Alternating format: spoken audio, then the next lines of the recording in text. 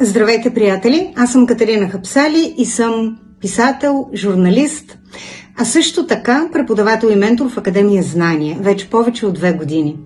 До сега съм водила доста онлайн семинари, имали сме и литературни четения на моите курсисти, а от месец март започваме творчески работилници. Веднъж в месеца, уъркшоп, събота и неделя. Съвсем наживо, в реално време. Първият ни такъв уъркшоп ще се състои на 23 и 24 март. Това, разбира се, е събота и неделя.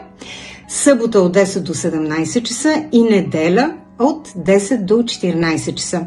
Ще си говорим за изграждането на наистина въздействащия разказ, за ударното начало, без което абсолютно не можем, за развитието на сюжета и как в никакъв случай да не загубите читателското внимание, защото в крайна сметка то е най-важното, и за наистина въздействащия, вълнуващ финал.